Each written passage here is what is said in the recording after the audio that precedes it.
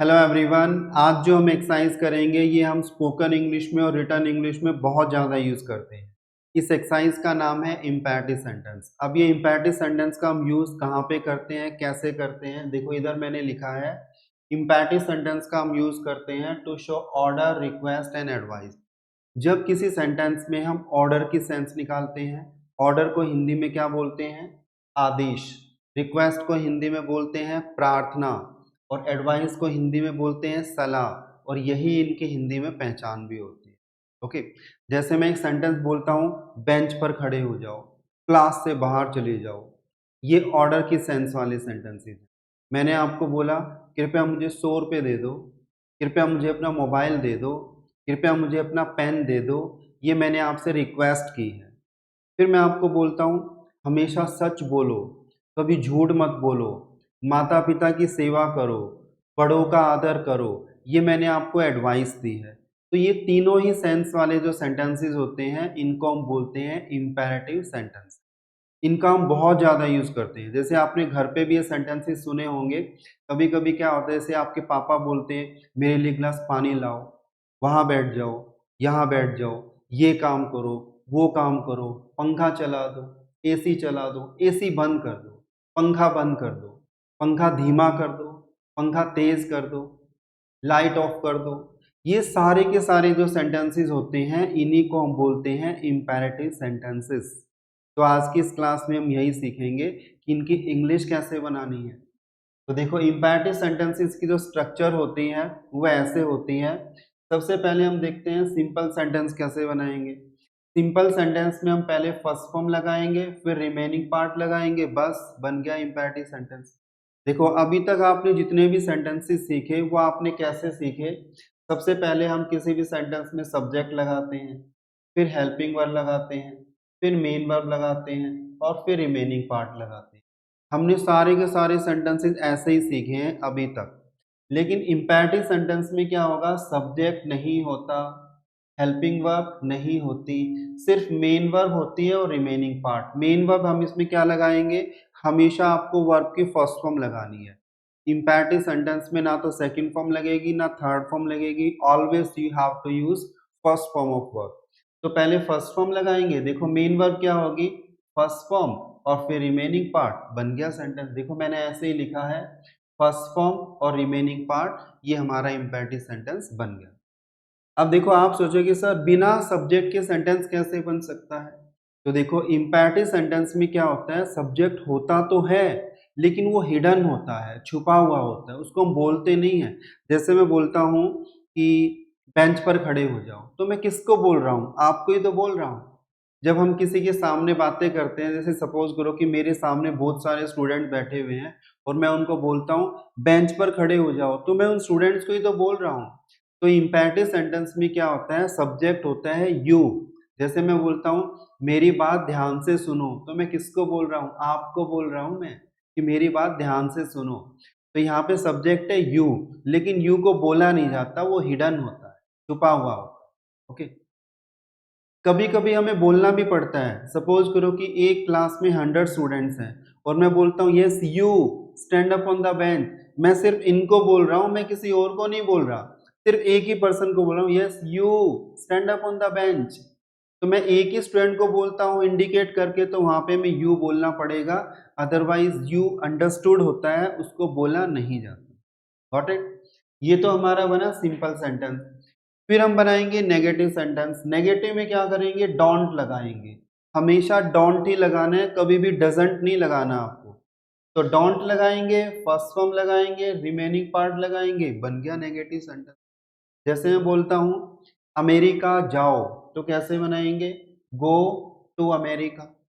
America मत जाओ, तो ऐसे बना देंगे don't go to America. Fine. अब आपको क्या करना है? टेक ए स्क्रीनशॉट, इनको नोट करो अपनी नोटबुक में, और फिर ये सेंटेंसेस भी, इनका भी स्क्रीनशॉट लो, इनको ट्रांसलेट करने की कोशिश करो, फिर मैं इनके आंसर्स अभी आपको बताता हूँ। देखो फर्स्ट सेंटेंस मैंने क्या लिखा है? माता पिता की सेवा करो। तो सबसे पहले हम लगाएंगे वर्ब की फर्स्ट फॉर्म। वर्ब है इसमें सेवा करना, तो सेवा करना की इंग्लिश बताओ क्या होती है?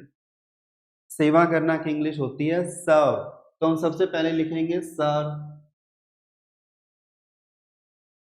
उसके बाद लिखेंगे द पेरेंट्स। तो सेंटेंस क्या बना हमारा, सर द पेरेंट्स। नेक्स्ट मैंने लिखा बड़ों का आदर करो। आदर करना की इंग्लिश होती है रिस्पेक्ट, रिस्पेक्ट द एल्डर्स। अब देखो मैंने यहाँ पे एक वर्ड लिखा है THE, यहाँ पे भी एक वर्ड लिखा है THE। इसकी जो प्रोनाउंसिएशन होती है, देखो कुछ लोग तो इसको बोलते हैं द, कुछ लोग इसको बोलते हैं दी, और कुछ लोग बोलते हैं दा। ये हो सकता है मैंने किसी और वीडियो में भी आपको समझाया हो कि इसकी दो प्रोनाउंसिएशन होती है। जो THE वर्ड होता है इसकी प्रोनाउंसिएशन दा भी होती है और दी भी होती है। देखो कभी कभी तो इसकी प्रोनाउंसिएशन होती है दा, कभी कभी होती है दी, और अगर कोई दा बोलता है दिस इज रॉन्ग, दा इसकी प्रोनाउंसिएशन नहीं होती। फाइन। अब द इसकी प्रोनाउंसिएशन कब होती है और दी कब होती है ये भी आपको सीखना है, तो इसको भी सीखते हैं। चलिए देखो मैंने यहाँ पे वर्ड लिखा है पेरेंट्स, तो इसमें प की साउंड आती है। प कौन सी साउंड होती है, ये कॉन्सोनेंट साउंड होती है।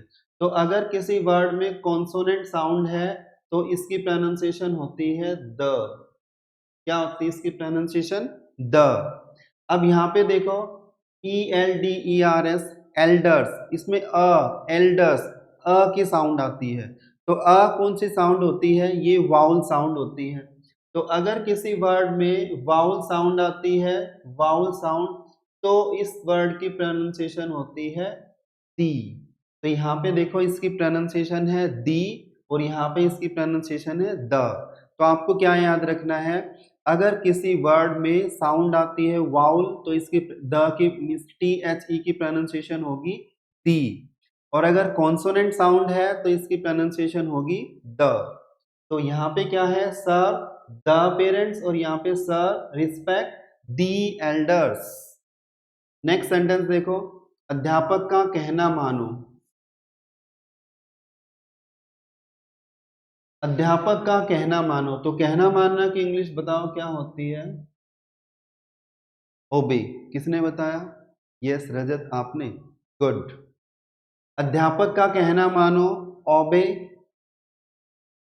The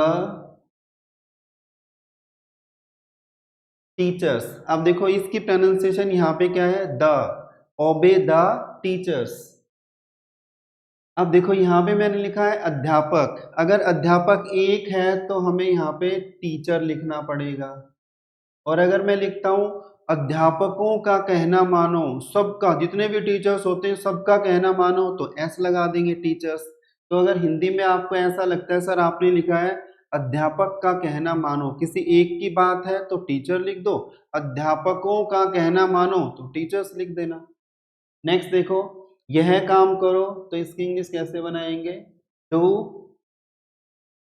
this work, do this work. Next sentence देखो, वह काम करो, डू दैट वर्क। कक्षा से बाहर चले जाओ, देखो this is very important sentence, कक्षा से बाहर चले जाओ, get out of the class. अब देखो आप में से हो सकता है किसी स्टूडेंट ने इसकी इंग्लिश बनाई होगी, get out from the class. ये सेंटेंस हमने स्कूल टाइम में काफी सुना है, get out from the class. लेकिन आप डिक्शनरी में चेक करना या ग्रामर की किसी बुक में चेक करना, गेट आउट एक ऐसी वर्ब होती है जिसके बाद हम फ्रॉम नहीं लगाते। गेट आउट के बाद हम क्या लगाते हैं, ऑफ लगाते हैं। तो अगर किसी ने ऐसे लिखा है get out from the class, this is wrong sentence.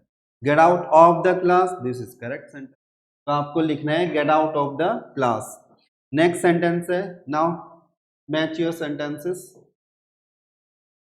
कपड़े पहन लो। अब देखो पहनना की इंग्लिश वियर भी होती है, लेकिन हम यहाँ पे एक नया वर्ड लिखेंगे पुट ऑन, पुट ऑन। तो इंग्लिश क्या बनेगी, कपड़े पहन लो, पुट ऑन द क्लॉथ्स। अब देखो मैं यहाँ पे लिखता हूं पुट ऑन द क्लॉथ्स। मैंने यहाँ पे क्लॉथ्स की दो स्पेलिंग लिखी है, फर्स्ट में लगाया है मैंने ई एस, सेकेंड में लगाया है एस। अगर किसी ने सेकेंड वाला लिखा है यहाँ पे वर्ड तो ये इनकरेक्ट सेंटेंस है, क्योंकि जो सेकेंड वाला वर्ड होता है CLOTHS, इसका मतलब कपड़े तो होता है लेकिन बिना सिले हुए कपड़े होते हैं। अब बिना सिले हुए कपड़े हम पहनेंगे कैसे, तो ये तो रॉन्ग होगा। तो ऊपर वाला मैंने लिखा है CLOTHES, ये करेक्ट है क्योंकि इसका मीनिंग होता है सिले हुए कपड़े। ये वर्ड भी आई थिंक पहले मैंने किसी वीडियो में बताया होगा, अगर नहीं बताया था तो आप अभी नोट कर लो। CLOTHES इसका मतलब होता है सिले हुए कपड़े और इसका मतलब होता है बिना सिले हुए कपड़े। तो हम कौन से कपड़े पहनेंगे, ऑब्वियसली सिले हुए कपड़े पहनेंगे हम। तो इंग्लिश क्या बनेगी, put on the clothes. Next है कपड़े उतार दो। उतारना की इंग्लिश क्या होती है, take off. Take off the clothes. Take off the clothes. अब आप सोचोगे सर क्यों मजाक कर रहे हो, टेक ऑफ का मतलब तो क्या होता है, हवाई जहाज का उड़ना होता है। तो देखो टेक ऑफ का मतलब जो है हवाई जहाज का उड़ना भी होता है और कपड़े उतारना भी होता है। ओके, तो इसकी इंग्लिश क्या बनेगी, कपड़े उतार दो, take off the clothes. Next है यहां बैठ जाओ। यहां बैठ जाओ तो कैसे बनाएंगे, सिट हियर। सिट हियर, ये देखो मैंने टी बनाया है, इसको कुछ और मत समझना आप। This is T, SIT, sit here. अब यहाँ पे देखो आपको ये भी सीखना है, ये जो वर्ड है इसकी प्रोनाउंसिएशन भी आई थिंक मैं ऑलरेडी बता चुका हूँ, लेकिन दोबारा से बता देता हूँ। कुछ लोग इसको बोलते हैं सिट हेयर, हेयर नहीं होता, इसकी प्रोनाउंसिएशन क्या होती है, हियर। हेयर जो होता है, हेयर का मतलब तो बाल होता है, HAIR, या फिर एक वर्ड होता है HARE जिसका मीनिंग खरगोश होता है। तो यहाँ की जो इंग्लिश होती है वो होती है हियर, HERE। और एक वर्ड मैंने आपको और भी लिखवाया होगा, HEAR, इसकी प्रोनाउंसिएशन भी सेम होती है हियर, लेकिन इसका मीनिंग होता है सुनना।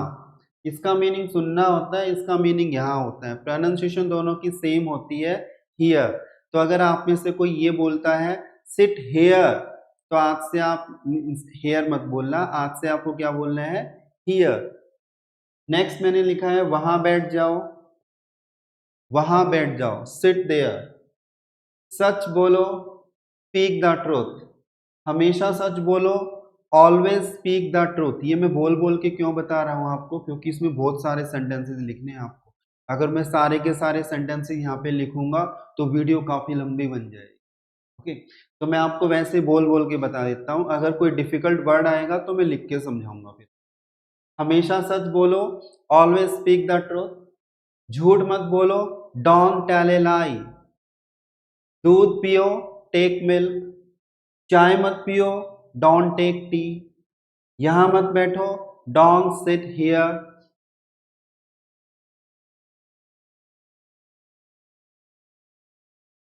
ये क्या हुआ, ये क्यों हो।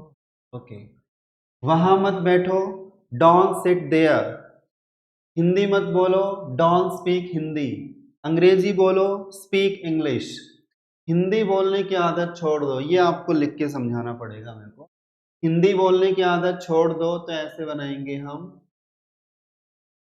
Kick out the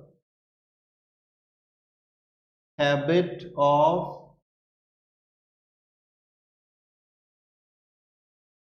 speaking Hindi. ये देखो मैंने इंग्लिश क्या बनाई, kick out the habit of speaking Hindi. इसको बड़े अच्छे से समझना। देखो सबसे पहले हम क्या लगाएंगे, वर्ब की फर्स्ट फॉर्म। तो ये किक आउट जो वर्ड है, यस, ये वर्ड के है, KICK। तो स्पेलिंग आप अच्छे से लिख लेना, KICK, किक आउट। तो देखो सबसे पहले हमें वर्ब की फर्स्ट फॉर्म लिखनी है, वर्ब है इसमें छोड़ना। छोड़ना की इंग्लिश होती है किक आउट। यहाँ पे आप लीव भी लिख सकते हो, गिव अप भी लिख सकते हो, किक आउट भी लिख सकते हो, तीनों में से कोई भी लिख सकते हो, तीनों का मतलब छोड़ना ही होता है। तो देखो किक आउट लिखेंगे, उसके बाद क्या लिखेंगे, रिमेनिंग पार्ट। रिमेनिंग पार्ट क्या है इसमें, हैबिट, आदत छोड़ दो। अब किसकी आदत, हिंदी बोलने की आदत, तो देखो हिंदी में एक वर्ड होता है का के की, तो हिंदी बोलने की आदत, तो की इंग्लिश होती है ऑफ, और यहाँ पे आपको याद रखना है की इंग्लिश तो होती है ऑफ, और ऑफ एक प्रेपोजिशन होती है, और आपको क्या याद रखना है, प्रेपोजिशन के बाद जब भी आप कोई वर्ब लगाओगे वो हमेशा आईएनजी फॉर्म में आती है, इसलिए हमने यहाँ पे लिखा है स्पीकिंग।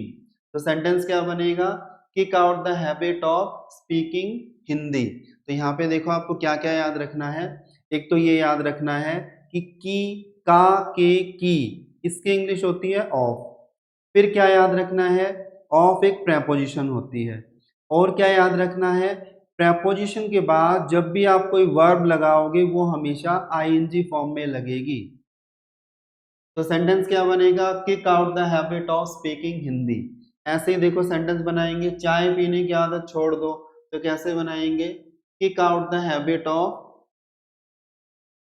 चाय पीने की आदत छोड़ दो, kick out the habit of taking tea. लेट आने की आदत छोड़ दो, kick out the habit of coming late. समय पर आने की आदत डालो, अब देखो समय पर आने की आदत, देखो इसमें तो था आदत छोड़ दो, तो हमने क्या लिखा, किक आउट। अब है आदत डालो, तो आदत डालना की इंग्लिश होती है मेक, तो ऐसे बनाएंगे, make a habit of coming on time. तो सेंटेंस क्या बना, make a habit of coming on time. यहाँ पे किसी का एक डाउट हो सकता है कि सर हैबिट की स्पेलिंग में तो डबल भी आता है, अगर ये डाउट है आपका तो ये गलत डाउट है आपका, हैबिट की स्पेलिंग में डबल भी नहीं आता, वो डबल भी आता है हॉबी में, HOBBY, लेकिन हैबिट में तो एक ही भी आता है। तो सेंटेंस क्या बना, make a habit of coming on time. Next है अंग्रेजी बोलने की आदत डालो, make a habit of speaking English. पंखा चला दो, तो कैसे बनाएंगे, switch on the fan, switch on the fan. Next है पंखा बंद कर दो, स्विच ऑफ द फैन। पंखा धीमा कर दो, पंखा धीमा कर दो, तो कैसे बनाएंगे, धीमा करना की इंग्लिश होती है turn down the fan, turn down the fan. Next sentence है, लास्ट नहीं है ये, अभी और भी सेंटेंसेस हैं। पंखा तेज कर दो, तो कैसे बनाएंगे, turn up, turn up the fan. Fine. अब देखो ये तो हमने बनाए सिंपल सेंटेंसेस या नेगेटिव सेंटेंसेस, जैसे मैं बोलता हूँ दूध पियो टेक मिल्क, चाय मत पियो डोंट टेक टी। सिंपल और नेगेटिव तो हमने सीख लिए, कुछ और भी सेंटेंसेस होते हैं इंपैरेटिव सेंटेंसेस में। देखो वो कौन से होते हैं, कुछ सेंटेंसेस ऐसे होते हैं जिनमें कभी नहीं आता है, जैसे कभी चाय मत पियो, कभी हिंदी मत बोलो, कभी झूठ मत बोलो। ऐसे सेंटेंसेस को हम कैसे बनाएंगे, पहले नेवर लगाएंगे, फिर फर्स्ट फॉर्म लगाएंगे, और फिर रिमेनिंग पार्ट बनाएंगे, बन गया सेंटेंस। जैसे मैंने लिखा कभी हिंदी मत बोलो, तो ऐसे बनाएंगे, कभी हिंदी मत बोलो, नेवर टेक हिंदी। अब सभी में नेवर लगाना है आपको, कभी चाय मत पियो, नेवर टेक टी, कभी झूठ मत बोलो, नेवर टेल ए लाई, कभी मत नहाओ, इसको सीरियस मत लेना, कभी मत नहाओ, तो कैसे बनाएंगे, नेवर टेक अ बाथ, कभी लेट मत आओ, नेवर कम लेट। तो इस तरीके से हम कभी नहीं वाले सेंटेंसेस बनाएंगे। लेकिन अभी भी एक्सरसाइज कंप्लीट नहीं हुई है, देखो ये फर्स्ट बॉक्स था हमारा, दिस इज फर्स्ट बॉक्स। अब हम एक सेकंड बॉक्स बनाएंगे। देखो इस सेकंड बॉक्स में हमें सीखना है अवश्य वाले सेंटेंसेस। कुछ सेंटेंसेस ऐसे होते हैं जिनमें अवश्य की सेंस आती है, जैसे मंदिर अवश्य जाओ, फल अवश्य खाओ, क्रिकेट अवश्य खेलो। ऐसे सेंटेंसेस कैसे बनाएंगे, वैसे तो देखो अवश्य की इंग्लिश होती है या तो डेफिनेटली या फिर ऑब्वियसली। लेकिन इम्पेरेटिव सेंटेंस में हम क्या करेंगे, ना तो डेफिनेटली लगाएंगे ना ऑब्वियसली लगाएंगे, सिर्फ क्या लगाएंगे, डू लगा देंगे और अवश्य की सेंस निकलेगी। जैसे मंदिर अवश्य जाओ तो ऐसे बनाएंगे डू गो टू टेम्पल। अंग्रेजी अवश्य सीखो, डू लर्न इंग्लिश। स्कूल अवश्य जाओ, डू गो टू स्कूल। खाना अवश्य खाओ, डू ईट फूड। रोजाना अवश्य नहाओ, do take a bath daily या do take a bath every day, दोनों में से कोई भी यूज कर सकते हो। अभी भी एक्सरसाइज कंप्लीट नहीं हुई है, अब हम एक थर्ड बॉक्स बनाएंगे। थर्ड बॉक्स में सीखेंगे टू वर्ब्स वाले सेंटेंसेस, मतलब ऐसे सेंटेंसेस जिनमें दो दो वर्ब आती हैं। जैसे अंग्रेजी सीखने की कोशिश करो, तो इसमें सीखना भी वर्ब है और कोशिश करना भी वर्ब है। तो कैसे बनाएंगे, पहले फर्स्ट फॉर्म लगाएंगे, फिर से फर्स्ट फॉर्म लगाएंगे, लेकिन ये जो सेकंड वर्ब होगी इससे पहले आपको टू लगाना पड़ेगा, ये आपको याद रखना है। जैसे सेंटेंस मैंने लिखा है अंग्रेजी सीखने की कोशिश करो, तो ऐसे बनाएंगे try to learn English. Try to learn English. Learn सीखना की इंग्लिश होती है लर्न, और लर्न से पहले हमें क्या लगाना पड़ेगा, टू। तो सेंटेंस क्या बना, ट्राई टू लर्न इंग्लिश। कुछ नया करने की कोशिश करो, try to do something new. Try to do something new. बहादुर बनने की कोशिश करो, try to become brave. Try to become brave. मुझे समझने की कोशिश करो, ट्राई टू अंडरस्टैंड मी। मेरी समस्याओं को समझने की कोशिश करो, try to understand my problems. क्या बोला मैंने, try to understand my problems. Fine.